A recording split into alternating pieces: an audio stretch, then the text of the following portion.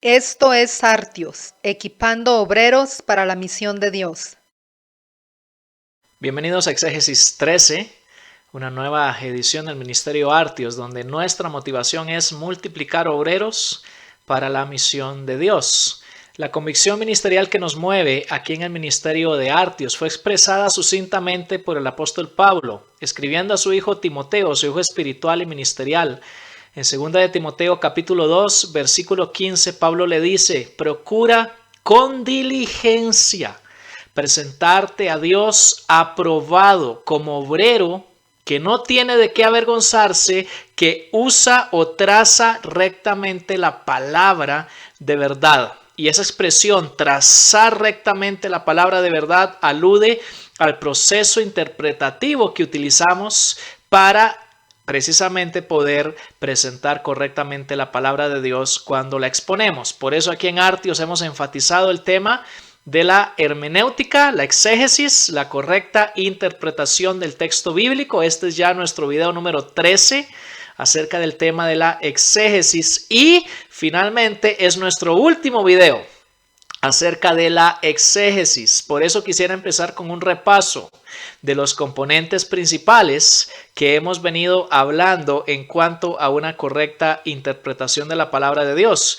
Particularmente hemos venido hablando en cuanto al análisis literario del texto bíblico. Si se acuerdan, dijimos que el aspecto literario del texto bíblico tiene tres características. Primero, los géneros literarios, de los cuales hemos hablado en los videos anteriores, cómo interpretar correctamente cada uno de ellos. En segundo lugar, las figuras literarias, y en tercer lugar, las estructuras literarias. De esos dos temas vamos a hablar en este video. El tema de este video es precisamente el de las figuras y estructuras literarias bíblicas, cómo interpretar correctamente este aspecto literario del texto. Ahora, comencemos hablando primero de las figuras literarias presentes en el texto bíblico. Son muchas y por tanto no tengo el tiempo ni la oportunidad de exponerlas todas.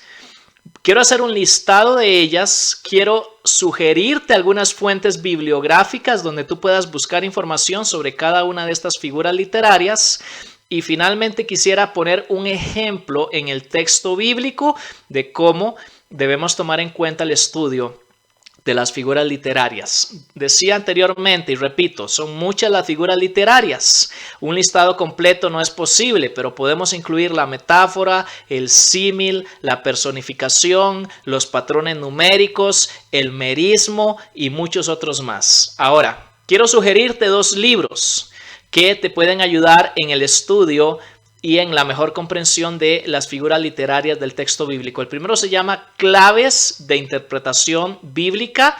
El autor es Tomás de la Fuente. Y el segundo, José Martínez, y su libro se llama Hermenéutica Bíblica. Cualquiera de estos dos libros es útil para ayudarnos a comprender mejor el aspecto de las figuras literarias. Quiero tomar un ejemplo en el Evangelio de Marcos para mostrar qué tan importante es tomar en cuenta la aparición de las figuras literarias cuando interpretamos el texto bíblico. Marcos capítulo 9, y voy a leer desde los versos 42 hasta el versículo 50. Marcos 9, del 42 al 50, dice así: a cualquiera que haga tropezar a uno de estos pequeñitos que creen en mí, mejor le sería que se le atara una piedra de molino al cuello y se la arrojara al mar. Si tu mano te es ocasión de caer, córtala, porque mejor te es entrar en la vida manco que teniendo dos manos ir al infierno, al fuego que no puede ser apagado. Y si tu pie te es ocasión de caer, córtalo, porque mejor te es entrar en la vida cojo que teniendo dos pies ser arrojado al infierno, al fuego que no puede ser apagado, donde el gusano de ellos no muere y el fuego nunca se apaga. Y si tu ojo te es ocasión de caer, sácalo, porque mejor te es entrar en el reino de Dios con un ojo que teniendo dos ojos ser arrojado al infierno, donde el gusano de ellos no muere y el fuego nunca se apaga. Todos serán salados con fuego, y todo sacrificio será salado con sal. Buena es la sal, pero si la sal se hace insípida, ¿con qué la sazonaréis? Tened sal en vosotros mismos y vivid en paz los unos con nosotros. Es un pasaje un poco complicado, precisamente porque Jesús utiliza una serie de figuras literarias para transmitir un mensaje poderoso. Jesús recalca el tema principal de quitar radicalmente de nuestra vida cualquier clase de pecado que pueda hacer tropiezo a otros o tropiezo a nosotros mismos y que nos impida la entrada al reino de Dios. Es imposible entender este pasaje sin captar las figuras literarias que Jesús está utilizando. En primer lugar, hablemos de las hipérboles, las exageraciones literarias que Jesús utiliza en el pasaje. Versículo 42, Jesús dice que a cualquiera que haga tropezar a un pequeñito que cree en él, le sería mejor si se le amarrara una piedra de molino, una piedra enorme al cuello y lo arrojaran a lo profundo del mar.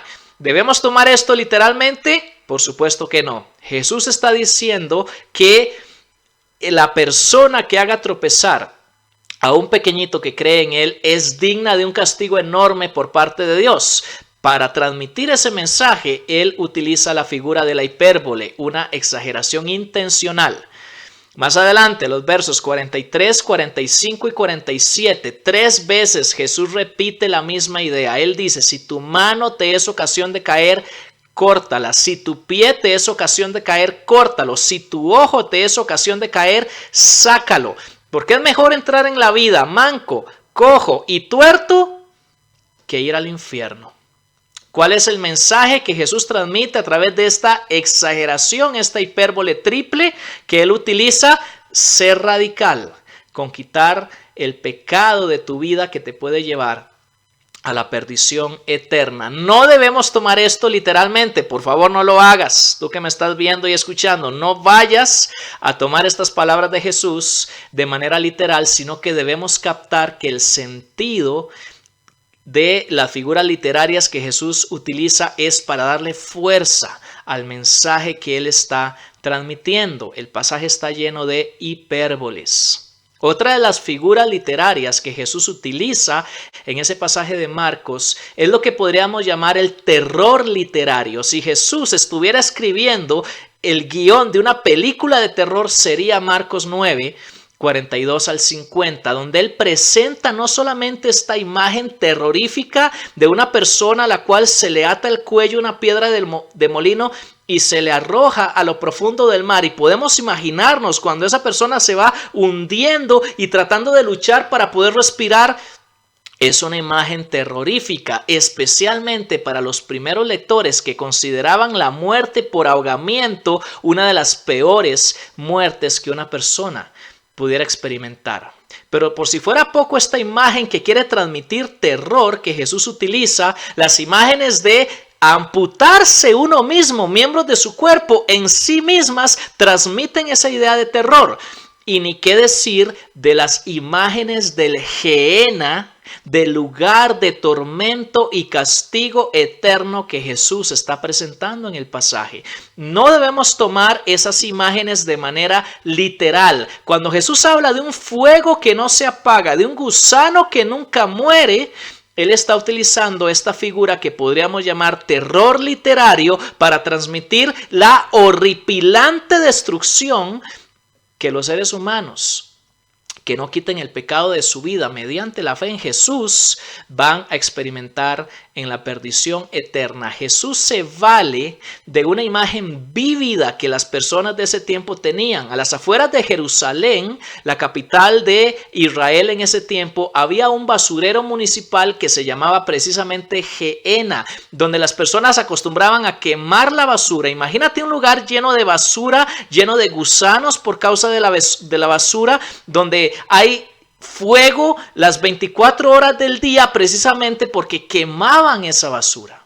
Y esa es la realidad que Jesús toma como imagen para transmitir la figura del Gehenna, del castigo eterno, lo que hoy comúnmente llamamos el infierno. Aunque el infierno es una realidad que presenta la Biblia, muchísimas veces lo hace a través de figuras literarias como estas figuras terroríficas que Jesús está presentando aquí. Así como el pasaje está lleno de hipérboles, está lleno de esto que hemos llamado terror literario.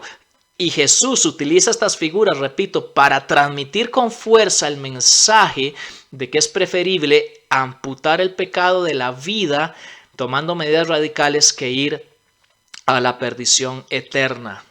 Hay una tercera figura literaria que Jesús utiliza en el pasaje y es la figura de la símil. Al final del pasaje, los versículos 49 y 50, Jesús toma la figura de la sal como un símil para dos cosas. Primero, en el verso 49 dice que todos serán salados con fuego, lo cual habla de purificación.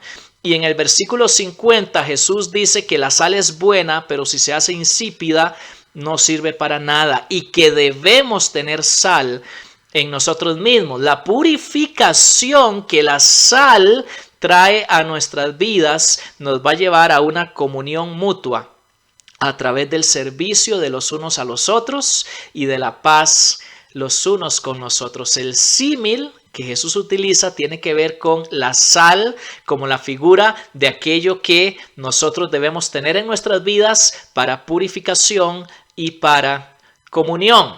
Como decía al inicio, Marcos 9, 42 al 50 está lleno de imágenes literarias, de figuras literarias, y es muy importante poder captar el significado, el sentido de cada una de ellas, no como algo literal, sino como una manera en la cual Jesús está transmitiendo un mensaje con fuerza. Y así como este pasaje, hay muchos más, tanto en el Antiguo Testamento como en el Nuevo Testamento, donde debemos tomar muy en cuenta el uso de las figuras literarias e interpretarlas como lo que son, como figuras, como imágenes, no de manera literal, que quieren transmitirnos un mensaje. Muy bien, el segundo tema del que quiero tratar en este video es el de las estructuras literarias, que también son parte de la constitución literaria del texto bíblico. Ahora, una vez más, no es posible en un video tan corto como los de Artios poder explicar cada una de las estructuras literarias que presenta el texto bíblico. Te hago una recomendación bibliográfica que te puede ayudar. El libro se llama Métodos de Estudio Bíblico, del autor Robert A. Traina. Ahí explica el autor muchas de estas estructuras literarias, como por ejemplo el contraste, la figura que le han llamado sándwich, el inclusio, el quiasmo y muchas otras más. Simplemente las menciono para que tú puedas investigar un poco más al respecto. Y aquí lo importante es el principio que nos va a ayudar en el estudio de las estructuras, que dice lo siguiente: debemos observar no solo lo que el texto bíblico dice, sino también cómo lo está diciendo. No solo el qué, el contenido del mensaje que transmite, sino también el cómo, la forma, en este caso la estructura que utilizan los autores bíblicos para transmitir su mensaje. Voy a poner un ejemplo en cuanto a las estructuras literarias aquí mismo en el Evangelio de Marcos, que por cierto, por ser una joya de la literatura bíblica, está lleno de estructuras literarias. Y en este caso vamos a analizar brevemente capítulo 4 del Evangelio de Marcos, versículo 35 hasta el final del capítulo 5. El tema de esta sección del Evangelio de Marcos es la autoridad absoluta de Jesús. Si vemos la manera en que Marcos entrelaza las diversas narraciones de esta sección de su Evangelio, vamos a ver que Jesús tiene autoridad para calmar una tormenta, Marcos 4, 35 al 41, para expulsar una legión de demonios, Marcos 5 del 1 al 20, para sanar a una mujer con flujo de sangre, capítulo 5, versículos ahí en la segunda mitad del capítulo 5, y para darle vida, para volver a la vida a una niña que acababa de morir, que es la hija de Jairo. Eso está al final del capítulo 5. Ahora, aquí lo que nos interesa es ver la forma en que Marcos estructuró esta sección del Evangelio, la forma en que él unió cada una de estas narraciones que he mencionado para transmitir el mensaje de la autoridad absoluta de Jesús, que vence todas las fuerzas que se oponen a nosotros los seres humanos, todas las fuerzas naturales, todas las fuerzas espirituales, todas las fuerzas físicas como la enfermedad e incluso la muerte misma. Y la estructura que Marcos sigue aquí es de un patrón ascendente que conduce a un clímax. ¿Por qué? Porque Marcos comienza mostrando la autoridad de Jesús primero sobre una tormenta imparable. Ya lo vimos. Capítulo 4 del 35 al 41. Ese es el ámbito de la naturaleza. Marcos va un paso más allá en la siguiente narración para mostrar que Jesús tiene autoridad sobre una legión indomable. Ese es el ámbito de las fuerzas espirituales demoníacas. Capítulo 5 del 1 al 20. Marcos sube una escalera más, por decir así, en la siguiente narración para mostrarnos que Jesús tiene autoridad para sanar una enfermedad incurable. Capítulo 5, versículos 25 al 34.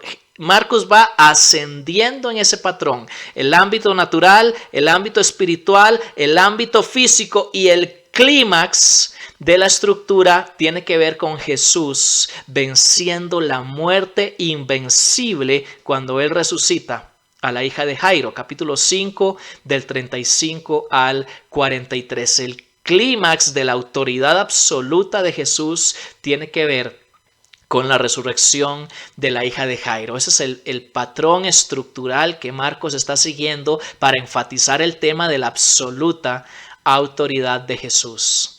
Lo interesante es que si seguimos leyendo ahí mismo, pero ahora en el capítulo 6, después que Jesús resucita a la hija de Jairo, cuando llega ese clímax, viene un anticlímax en la estructura de la narración, porque ahora Jesús va a su ciudad natal de Nazaret y el pasaje dice literalmente que no pudo hacer allí ningún milagro por causa de la incredulidad de la gente. Aquel que tenía suprema autoridad sobre las fuerzas naturales, espirituales, físicas y sobre la muerte misma, no pudo vencer la incredulidad de la gente de su pueblo en esa ocasión y por tanto no pudo desarrollar allí su absoluta autoridad. Es un anticlímax al mensaje que Marcos presentó en la sección anterior.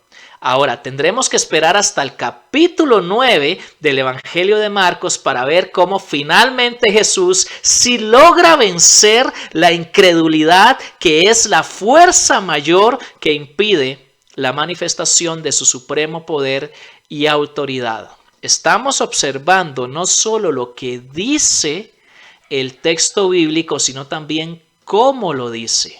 Porque esa manera de expresar el mensaje, lo que aquí le llamamos estructura, es parte muy importante del mensaje que se quiere transmitir.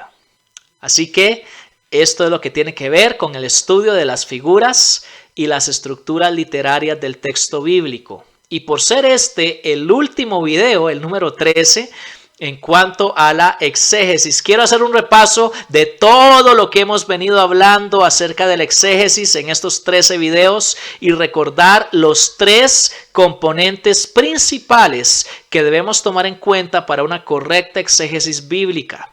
El primero es el componente gramatical. Lo hablamos hace muchos videos atrás. El estudio de palabras, frases, oraciones y párrafos. Y decíamos que acá lo más importante tiene que ver con utilizar el principio exegético supremo. Tal vez recuerden esa expresión que dice que todo texto bíblico significa lo que su contexto determina.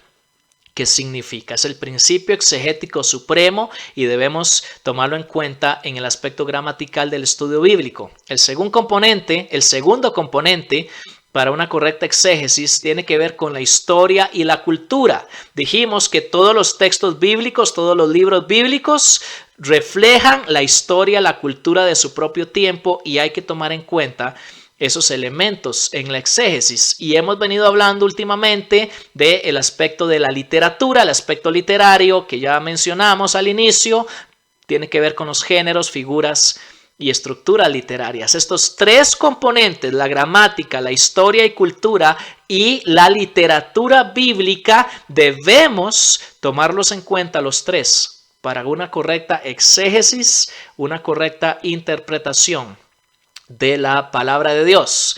Ahora, en el próximo video vamos a hablar del segundo paso fundamental de un proceso hermenéutico correcto que tiene que ver con la conexión con Cristo. No te pierdas ese video.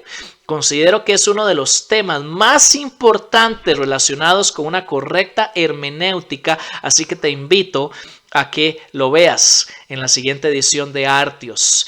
Y tal vez alguno de los que me oyen puede preguntarse a sí mismo, ¿por qué tanto énfasis en esto de una correcta interpretación de la Biblia? ¿Que no hay acaso otros temas de los que pudiéramos hablar los cristianos? Por supuesto que sí. Pero aquí en Artios nos mueve una convicción ministerial fundamental que Pablo le transmitió a su hijo espiritual y ministerial Timoteo. En 2 de Timoteo 2:15, procura con diligencia, con esfuerzo, presentarte a Dios aprobado, como obrero que no tiene de qué avergonzarse, que traza rectamente, que usa correctamente, que interpreta rectamente, podríamos decir, la palabra de verdad.